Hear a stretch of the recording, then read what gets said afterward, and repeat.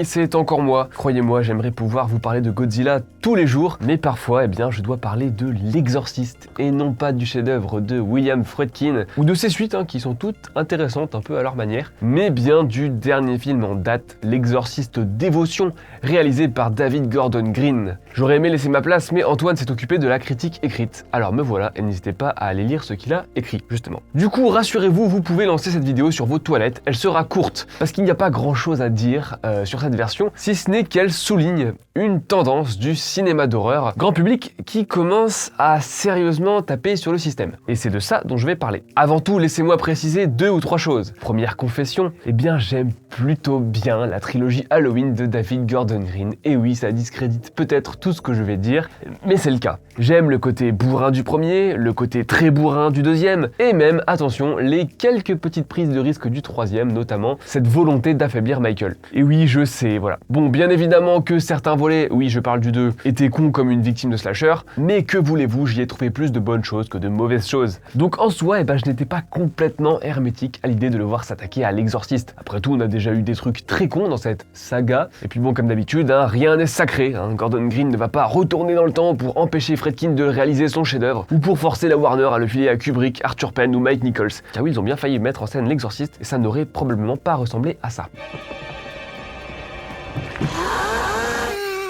Je précise également que je suis moins dur qu'Antoine, qui s'est un peu énervé dans sa critique, ainsi que la quasi-intégralité de la presse, parce que le truc se fait quand même pas mal martyriser en ce moment. Personnellement, j'ai trouvé que la première partie était pas inintéressante. La mise en scène s'inspire de celle de Friedkin, sans complètement la singer. La photo est contre toute attente plutôt appropriée, et surtout le scénario prend le temps d'installer lentement sa situation, faisant de l'exorcisme tant attendu une sorte d'épée de Damoclès. Certaines idées disséminées ici et là ont le mérite de donner un peu le change et d'effleurer l'inévitable question de la foi, indissociable du roman de William Peter Blatty et de tout ce qui en a découlé. Voilà, on nous parle de plusieurs manières d'aborder le folklore catholique à travers diverses cultures, etc. Le postulat original est pas si mal, avec ces 2 fillettes qui disparaissent et qui réapparaissent mystérieusement 3 jours après. 3 jours, vous l'avez ?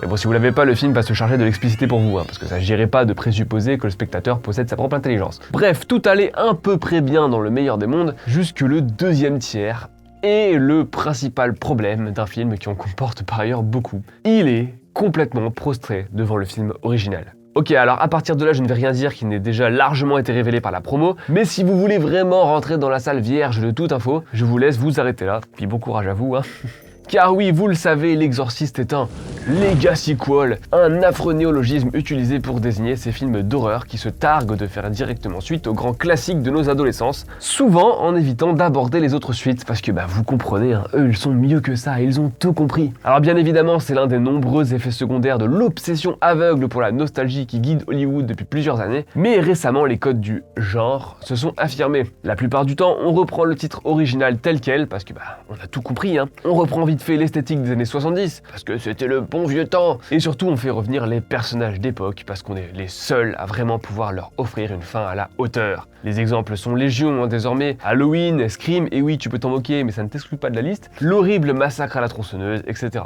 Une belle ribambelle de slashers persuadés de revenir aux sources, c'est-à-dire à se transformer en maison de retraite pour Scream Queens. Parfois la démarche est moins totalement cynique qu'un moyen de donner l'occasion à une actrice depuis devenue très célèbre de se réemparer du rôle qui l'a fait connaître. Jamie Lee Curtis était de toute évidence ravie de prendre sa revanche sur Michael Myers, et même si tout le monde n'a pas été convaincu, ça avait le mérite d'aller au bout de l'idée. Parfois en revanche la démarche est totalement cynique, comme dans Massacre à la tronçonneuse, où le récit fait revenir Sally Hardesty, la survivante originale, dans peu ou prou le même rôle que Jamie Lee Curtis dans Halloween, sauf que là on s'en fout totalement. Le but étant d'essayer de griller la priorité à toutes les suites, reboot, remake et compagnie du film de Toby Hooper et de prétendre s'inscrire dans son prolongement. À ceci près qu'ils ont pris une autre actrice, puisque Maureen Burns est décédée en 2014 et que le propos de ce reboot insulte copieusement les thèmes défendus par Hooper. Et puis il y a cet Exorciste, où Blumhouse, qui était déjà derrière la dernière trilogie Halloween, essaye de faire de cette structure un schéma type qu'il va tenter de coller sur à peu près toutes les franchises d'épouvante dont il va réussir à obtenir les droits. La dernière victime en date leur aurait été donc offerte par Universal, studio avec lequel travaille Blumhouse depuis belle lurette, et ils se la sont offertes pour la modique somme de 400 millions de dollars. Histoire de rentabiliser l'achat de droits, v'là-t-il pas qu'ils ont commandé une trilogie à Monsieur Halloween, donc David Gordon Green, et nul doute que l'engagement d'une vétéran du premier film était fortement encouragé, pour ne pas dire exigé. C'est donc Ellen Burstyn, la mère de Negan dans l'original, qui rempile, sauf qu'elle était quand même vachement moins enthousiaste que sa collègue Jamie Lee Curtis. Au micro de A-Frame, David Gordon Green évoquait sa collaboration avec l'actrice et il disait: au début, elle était très sceptique, sa réponse immédiate a été Hell no. Réponse franchement très appropriée pour ce qui est d'une nouvelle adaptation de L'Exorciste. Alors ensuite, il explique qu'ils ont beaucoup discuté, qu'il a incorporé certaines de leurs conversations dans le script et que ça l'a un peu convaincu, blablabla. Bon, la réalité, comme l'a précisé la principale intéressée dans The Hollywood Reporter, c'est qu'ils lui ont offert un gros paquet de thunes.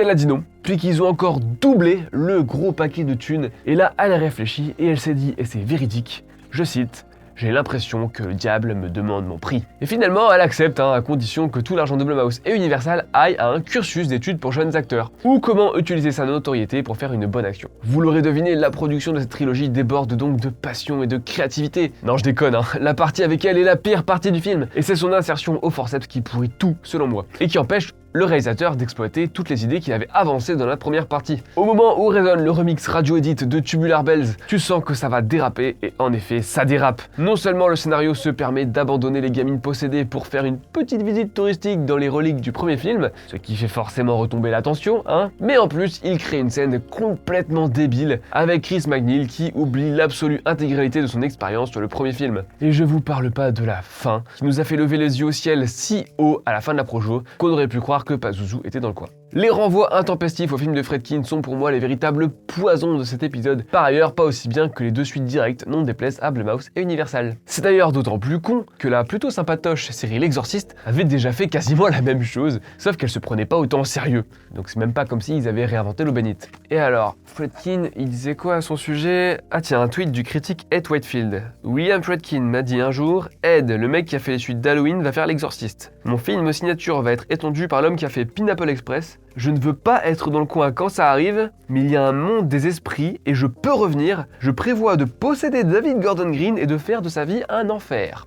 Ok, alors, est-ce que c'est une malédiction d'outre-tombe de Friedkin? Difficile à dire, mais ce qui est sûr, c'est que la formule du Legacy Sequel Blumhouse est pas aussi performante qu'elle l'a été. Au moment où je tourne cette vidéo, The Exorcist Believer a rapporté 27 millions de dollars pour son premier week-end d'exploitation aux États-Unis, soit presque un tiers seulement des recettes d'Halloween 2018 au même stade. Est-ce que les suites vont arriver quand même? Eh ben on verra bien, mais peut-être que ça va enseigner à tout le monde que les Legacy Sequels sont pas exactement un modèle d'avenir, surtout quand ils sont aussi cyniques. En plus, Blumhouse à l'époque c'était une boîte qui tentait de nouvelles choses en permanence. Désormais ils ont changé leur logo pour caser toute leur franchise, un peu comme DreamWorks finalement, ouais. Et ils sautent de licence en licence. Mais bon, rien n'est perdu puisqu'ils sont activement en train de promouvoir un film de piscine hantée. Voilà, ça c'est du vrai cinoche. Pour empêcher Écran Large de perdre la bataille contre les forces démoniaques de Google et des GAFAM, vous pouvez nous soutenir en contribuant à notre campagne Ulule, intitulée La Revanche du site. Si on atteint certains paliers, on a plein de projets pour YouTube, notamment des projets de documentaires sur la presse cinéma et des enquêtes fouillées sur divers sujets. J'en profite d'ailleurs pour remercier sincèrement toutes les personnes qui ont contribué et qui nous font déjà apercevoir le premier palier. La seule dévotion qu'on a adorée récemment, c'est la vôtre. À la prochaine pour de nouvelles aventures horrifiques. Oui, parce que le mois d'octobre est loin d'être terminé. Salut!